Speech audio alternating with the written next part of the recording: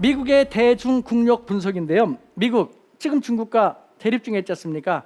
그래, 이대로 지면 안 되니까 오케이, let me see then. 그래, 한번 해볼까? 한번 와봐, 한번 해보자. 이런 식으로 이제 중국에 대해서 더 심기를 가다듬으면서 더 공격의 고삐를 강화하고 있는데요. 그런 미국의 강점과 약점을 한번 알아볼까요? 미국의 강점 먼저 무엇일까요?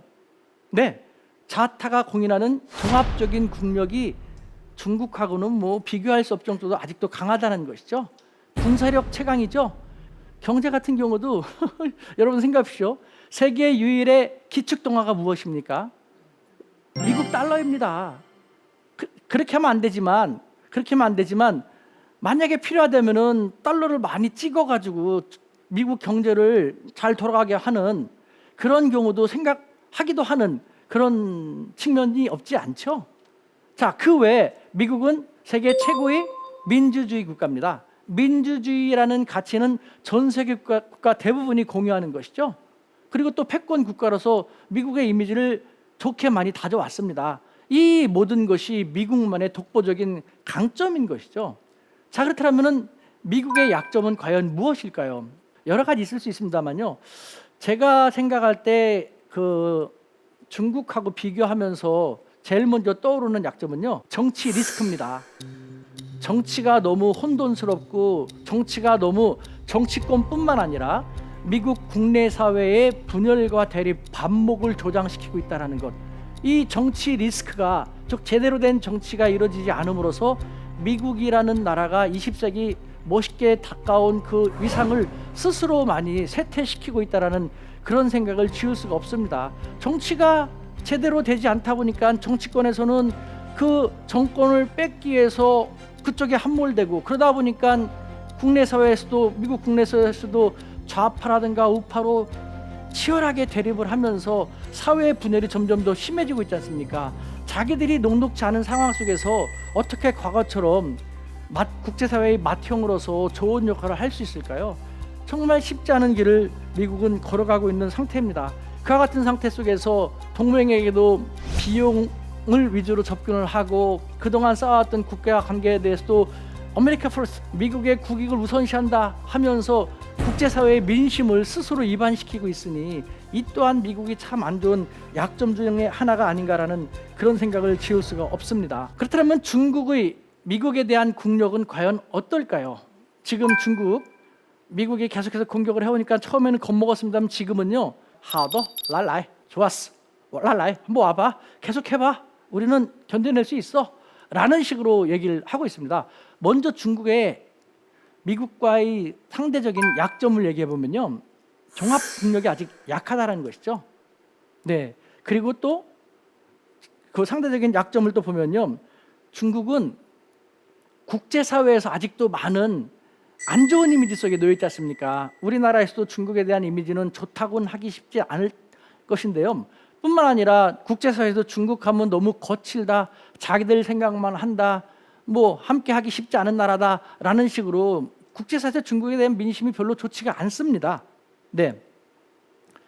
자, 그렇다면 중국의 강점은 무엇일까요? 중국의 강점, 첫 번째로 제가 들고 싶은 것은 경제력입니다.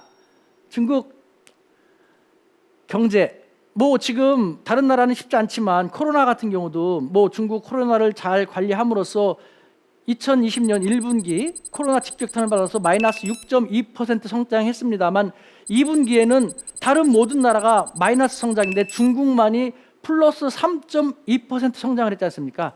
뚜렷하게 V자 곡선을 그리면서 반등을 하고 있죠. 중국은 경제력, 중국 당국자들도 그런 말 합니다. 미국의 최대의 국력은 군사력이라고 한다면은 우리 중국의 최대의 국력은 경제력이다. 그래서 그러면 안 되겠지만 미국이 어떤 국가에 대해서 마음에 들지 않으면 군사력으로 공격을 한다. 하지만 우리는 그렇게 하지 않는다. 우리는 대화하다가 영 안 되면, 필요하다면 우리는 우리의 최대의 국력인 경제력을 사용해서 그 국가에 대해서 우리 말을 좀 듣게끔, 너희들 뜻대로만 그렇게 하지 않았으면 좋겠다라는 모습을 보여주기도 하는 것이다 라고 얘기하고 있습니다. 경제력을 가장 큰 강점으로 생각하고 있다는 것이고요. 하지만 중국 일반적인 중국인들을 포함해서 중국 사람들이 자신들의 가장 큰 강점으로 얘기하는 것 중에 하나는요, 이것도 우리는 생각하기 쉽지 않은 것인데요, 무엇인지 아십니까? 중국인들이 생각하는 자신들의 가장 큰 강점, 과연 무엇일까? 사회주의입니다. 우리는 중국에 대해서 저 나라는 뭐 일당 독재, 사회주의, 공산주의라서 같이 하기가 쉽지 않아. 저 나라는 문제가 많아. 그래서 붕괴될 거야라고 하지만요, 사실상 중국은 자기들 스스로 점점 더 미국과의 패권 전쟁에서 자기들이 그렇게 약하지 않다는 것이 느껴지면서 점점 더 우리 중국의 최대의 강점은 사회주의, 더 정확히 말하면은 중국 특색의 사회주의라는 것에 있다고 얘기를 하고 있습니다. 실제로 여러분들 다시 한번 역지사지가 중요한데요, 중국 사람들이 그런 말 합니다. 중국의 입장에 서서 보면 그것도 이해가 될 것이다라는 것. 왜냐하면은 민주주의라는 것은 좋습니다만 모든 것이 뭐 완벽한 것은 없지 않습니까? 민주주의 하면은 좀 혼돈스럽죠. 항상 의견이 나뉘고 분열되고 많이 다투고 하지 않습니까? 그것이 민주주의 하나의 실컷 좋건 특징인데요, 중국 같은 사회주의 국가, 일당 독재 국가는요, 뭐 이견을 용납하지 않는다는데 사실은 그렇지도 않거든요. 아주 민감한 다른 의견 같은 것은 못하게 하지만 그렇지 않은 것은 사회 발전을 위해서 필요하다고 생각하고 용납하는 분위기가 있습니다. 그런데 중국이 바라보는 미국식 민주주의, 특히 지금 시진핑 주석의 가장 중요한 책사의 역할을 하고 있는 왕후닝이라는 사람이 있는데요, 이 사람은 시진핑 주석뿐만 아니라 그 전에 주석과 그 전에 주석, 장쩌민 주석과 후진타오 주석 때도 가장 중요한 책사로서 중국의 향방을 그려온 사람입니다. 워낙 유능하기 때문에 3대에 걸쳐서 계속해서 책사의 역할을 하고 있는데요, 이 왕후닝은 일찍이 자신이 젊었을 때 미국 유학을 하면서 느낀 것, 미국식 민주주의 특징은 너무 혼란을 야기한다, 의견 대립이 너무 심하다, 국가가 하나로 일사단결해서 쭉쭉쭉 나가기 쉽지 않다. 근데 중국은 인구가 너무 많고 땅덩어리가 너무 크지 않습니까? 그와 같은 상태에서 모든 자유를 다 허용을 해주면은 중국은 어떻게 하나로 일치단결해서 나갈 수 있겠는가? 결국 중국은 분열되고 분열 속에서 대립되고 대립이 치열해지면서 붕괴되어져 갈 것이다. 미국식 서구식 민주주의는 중국의 체제에는 맞지 않다라는 것을 일찍부터 느끼고 갔고, 그래서 지금은 중국은 신권위주의, 다른 말로 하면은 뭐 중국 특색의 뭐 자본주의, 중국 특색의 사회주의라는 것은 뭐 신권위주의라고도 할 수 있거든요. 그와 같은 중국만의 특색 있는 길을 걸어가고 있는 것이죠. 중국은 이 자기들만의 사회주의를 안심하고 받아들이고 있습니다. 일반 중국, 우리는 국민이라고 하지만 중국에서는 인민이라고 하지 않습니까? 일반 중국 인민들은요, 외국에서는 특히 서구 사회에서는 중국인들은 언론의 자유도 제한되고 무슨 자유도 제한된다 갖고 많이 비난을 하고 있지만 그건 니들 소리인 것이고, 우리들은 지금과 같은 상태가 되어 있기 때문에 우리가 안심하고 안정된 속에서 발전할 수 있는데 뭐가 문제야? 라는 식으로 얘기하거든요. 잠깐 제가 중국의 역사를 말씀드리면 알 수 있을 것입니다. 중국은 다시 말씀드리지만 땅이 너무 크고 사람이 많다 보니까요, 하나의 나라로서 계속 통치해가기가 쉽지 않습니다. 그 중국의 역사는요, 분열기, 통일기, 분열기, 통일기, 이렇게 대변할 수 있습니다. 여러분 보십시오. 우리 삼국시대라든가 아니면 5, 16국 시대 얼마나 많은 나라들이 있었습니까? 그리고 또 중국 역사학자들에 의하면요, 하나의 중국의 왕조는 약 70년 정도 지속되었다라는 그런 분석도 있습니다. 우리 주류 왕조 중에서 가장 적게 간 왕조가 고려 왕조 470몇 년 정도 지속했지 않습니까? 그런데 여러분들 삼국지 얼마나 많은 영웅호국이 나왔습니까? 얼마나 많은 사람들이 정말 멋있는 활약을 했습니까? 그 삼국지도요, 어느 정도 지속됐는지 아십니까? 60년도 지속 못했어요. 우리 그 고구려를 침략해가지고 잘못 침략해갖고 그것 때문에 왕도 죽게 된, 그래서 왕조 자체가 멸망하게 된 대제국을 건설했던 수나라도 30년을 못 갔습니다. 단명 왕조입니다. 중국은 왜 단명 왕조냐? 하나의 왕조가 건국이 되면요, 그 다음엔 처음에는 서슬이 펄으니까 고개 숙이고 복종하는 듯 하지만 조금 시간이 지나면은 이완되는 것이죠. 그러면 지방 세력들이 힘을 합쳐갖고 모아가지고 싸우다가 어느 정도 시간이 지나면은 중앙에 있는, 중원에 있는 황제 세력을 물리치고 새로운 왕조를 건국하고, 이것이 바로 70년 정도밖에 지속되지 않았다는 것이죠. 진시황이 중국 역사에 가장 큰 족적을 남긴 것은 지금의 중국인들이 안심하고 살 수 있게 하는 기본적인 토대를 만들었다는 것입니다. 즉 중앙에 강력한 권력이 있고 그 권력에 복종하면서 권력이 하라는 대로 세금을 내고 법을 따르고 사회 제도 같은 걸 준수하면은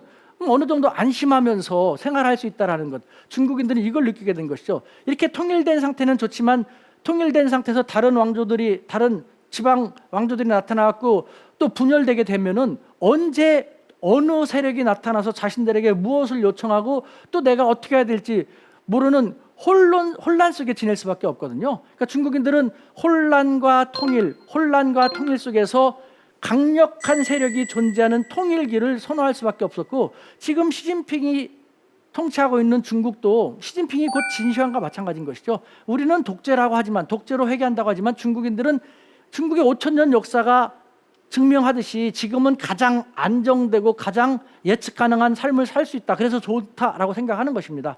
역지사지하면 중국인들이 가장 좋고, 또 실제로 코로나19로 인해서 다른 나라들은 많이 힘든데 중국은 성장하고 있지 않습니까? 미국은 정치권도 분열돼 갖고 대립되고 있는데 중국은 시진핑 주석을 중심으로 똘똘 뭉치고 있거든요. 중국은 좋다고 생각하는데 서구에서는 그런 상황을 생각하지 않고 안 좋다, 자유가 없다라고 말한다는 것. 그것은 우리 중국을 모른다라는 것이죠. 그래서 중국은 사회주의, 일당 독재, 강력한 권력이 중앙에 있어서 자신들이 안심하고 지낼 수 있는 이 체제를 좋아하는 것이고, 이 체제는 과거에도 그렇게 해왔던 것이 지금 진행되고 있는 그런 것이죠. 명심하십시오. 역지사지가 그렇게 중요한 겁니다. 우리가 중국을 보다 더 제대로 파악하기 위해서라면요, 중국인들 민주주의 원하지 않습니다. 민주주의는 혼란스러워. 자기들 목소리만 내. 중국 15억이나 되는 인구가 다 자유를 무제한 주게 되면 서로 자기 얘기만 하고 서로 자기 욕심만 내다 보면 중국이 하나로 어떻게 갈 수 있겠어? 민주주의는 너희들이나 해. 우리는 이 제도가 좋아. 중국 특색의 사회주의는 우리를 가장 좋게, 편하게, 발전하게 만들 수 있는 제도야 라는 생각을 하고 있다는 것. 우리는 그것도 알 필요가 있다는 것이죠. 자, 그럼 미중 패권 전쟁, 미국이 보는 한반도는 과연 어떨까 한번 알아보도록 하겠습니다. 자, 지도를 보면 알 수 있겠습니다만 한반도하고 미국은 저 멀리 떨어져 있습니다. 태평양이라는 커다란 바다 너머에 미국이 있습니다. 이러한 상황 속에서 북한에, 지금 북한 노르트코리아 써 있는데 거기에 빨간 불이 났습니다. 큰 재난이 일어났습니다. 재앙이 일어날 경우 한국과 중국은 붙어 있으니까 직접적인 영향을 받습니다만 미국은 저 멀리 떨어져 있기 때문에 직접적인 그 영향을 받지는 않겠죠. 2020년 5월 달 미국의 뉴스위크지가요, 미국인 약 2만 7천 명을 대상으로 전 세계 144개 국가 중에서 우리 미국에게 가장 중요하다고 생각되는 국가 리스트를 열거해 주십시오라고 부탁한 적이 있습니다. 그 결과 미국인들이 가장 중요하다고 생각하는 국가 1위는 캐나다, 옆에 있는 나라죠. 그 다음에 뭐 영국이라든가 호주라든가 이런 식으로 나왔고, 우리 대한민국은 32위로 랭킹이 됐습니다. 다시 말하면 지금 미국은 미국 국익 우선을 주장하고 있는데, 만약에 국제사회에서 무슨 일이 생기면은 다른 나라들 일을 다 봐준 다음에 32번째로 한국의 일을 봐준다라는 것. 북한에서 불이 나고 북한이 무슨 도발을 저지른다 하더라도 다른 더 중요한 일이 있으면 그것을 먼저 볼 수밖에 없는, 이 동북아에서 한반도에서 무슨 일이 생기면은 강 건너 불이 아니라 바다 건너 불을 바라보듯 하는 것이 미국인 것이죠. 그런 미국에 있어 북한이라는 것은 양날의 검이죠. 그러니까 북한이 미국으로부터의 국가안보의 위협을 걱정을 하면서 핵무기를 개발하고 탄도미사일을 개발하고 있지 않습니까? 그것은 뭐 미국의 입장에서는 예측 불가한 북한이기 때문에 뭐 언제든지 자기들 목을 겨누는 무서운 검이 될 수도 있죠. 하지만 미국 당국자들은 잘 압니다. 미국 전문가들도 잘 압니다. 북한이 전 세계 최강 국가인 미국을 상대로 자기들의 최첨단 무기를 발사한다 하면 그날로 북한은 끝날 것을 각오한 날이다. 그렇기 때문에 함부로 쏠 수 없다는 걸 알고 있습니다. 그런데도 불구하고 미국이 북한에 대해서 계속해서 도발하지 말라, 어떻게 하라고 하고 있다는 것. 그 이면에는요, 이것은 일본 학자가 저한테 얘기 들려준 말인데요, 사실은 북한은 미국의 효자손일 수도 있다는 그런 얘기를 합니다. 효자손. 너무 생뚱맞은 얘기 아닙니까? 왜 효자손일까요? 한번 들어보십시오. 예를 들면은 지금 미국에 있어서 가장 경계하고 견제해야 될 대상은 중국입니다. 그런데 중국 바로 옆에 있는 대한민국에 미국의 기지인 주한미군 기지가 있고, 그 다음에 그 옆에 있는 일본에도 주일미군 기지가 있습니다. 자신들의 1호 라이벌인 중국의 가장 가까운 데에 자신들의 최첨단 무기를 배치할 수 있는 것이 바로 한국입니다. 왜 한국에 배치할 수 있을까요? 우리 국민은 북한의 위협이 두렵기 때문에 우리 자주국방뿐만 아니라 미군의 도움도 필요하다라는 것이죠. 그와 같은 상태에서 만약에 북한이 핵실험도 하지 않고 미사일 개발도 더 이상 하지 않고 얌전하고 온화해진다면요, 당장 우리 국민들조차도 미국 주한미군 이렇게 많이 있지 않아도 돼, 고마웠어, 이제는 너의 갈 길 가도 되고 하면서 우리는 또 자주국방의 길을 막 가려고 하게 될 겁니다. 그렇게 되면 미국의 최대 국익 중국을 견제해야 한다라는 그 최대 국익에도 치명적일 수밖에 없는 것이죠. 그러니까 미국의 입장에서는 북한은 핵실험을 하지 말고 미사일 개발하지 말고 포기해라 라고 하지만, 사실은 고마워, 너희들 덕에 한국과 일본 땅에 우리의 최첨단 무기를 배치할 수 있고 주한미군을 계속해서 유지할 수 있으니까 고마워 라는 시각도 있을 수 있다라는 그런 견해가 있다는 것입니다. 여러분 어떻게 생각하십니까? 수용하실지 안 하실지는 여러분 자유이고요, 국제사회는 또 이와 같은 시각도 있다라는 것이죠. 네. 다음, 그럼 미중 패권 전쟁, 중국이 바라보는 우리 한반도는 과연 어떨까요? 네. 지금 북한에 불이 났습니다. 미국과는 달리 중국과 우리 한국은요, 북한과 국경을 맞대고 있죠. 저 불이 그냥 불이 아니라 중국은요, 사실 북한을 대단히 두려워합니다. 이건 또 무슨 얘기야? 이건 중국 다양한 사람들을 만나보면 알 수 있어요. 왜 북한을 두려워하는지 아십니까? 예측 불가한 나라이기 때문에, 무대뽀이기 때문에, 언제 무슨 일을 저지를지 모르기 때문에, 수틀리면 그냥 푹. 중국은요, 북한이 개발하는 핵이라든가 탄도미사일, 미사일 같은 경우는요, 사실은 미국을 겨냥하는 것이 아니라 중국을 겨냥하는 것이다 라는 두려움을 지니고 있습니다. 언감생신 북한이 미국을 향해서 그런 걸 쏠 수도 없고, 북한이 갖고 있는 기술 수준은 미국까지 날아가기도 쉽지 않고, 발사한다 하더라도 전 세계 최첨단 최강의 군사대국인 미국이 요격을 함으로써 쉽지 않을 거라고 하거든요. 하지만 북한이 기술 수준이 아직도 그렇게 최첨단은 아니지만 그 핵이라든가 미사일은 중국은 바로 옆에 있기 때문에 오발되더라도 잘못 날아가도 중국한테 직접적인 피해를 준다는 것이죠.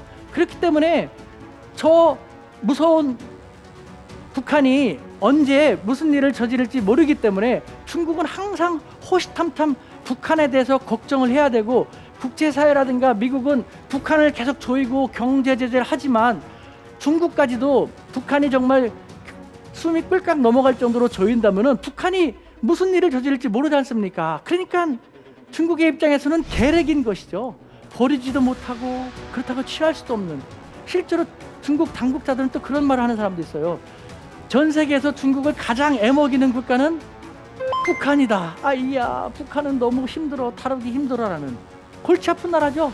버릴래 버릴 수도 없고, 또 중국이 북한에 대해서 영향력이 가장 강하다지만 중국 전문가들은 한탄합니다. 중국 당국자들은 하소연합니다. 북한이 우리 말 들어줘야지 영향력을 행사하지. 북한은 중국에 대해서 정말 뿌리 깊은 적개심을 갖고 있는 겁니다.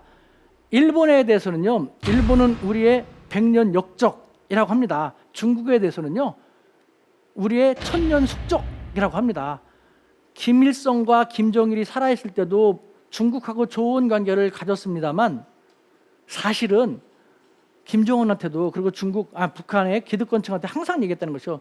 중국 쟤네들은 믿을 수 없으니까 조금 더 방심하지 말라고. 웃으면서 악수하고 미소 지으면서 속으로는 칼날을 갈고 있는 것이죠. 중국도 마찬가지입니다. 북한 지금 저 예측 불가한 나라가요, 핵을 갖고 있어요. 미사일 갖고 있어요.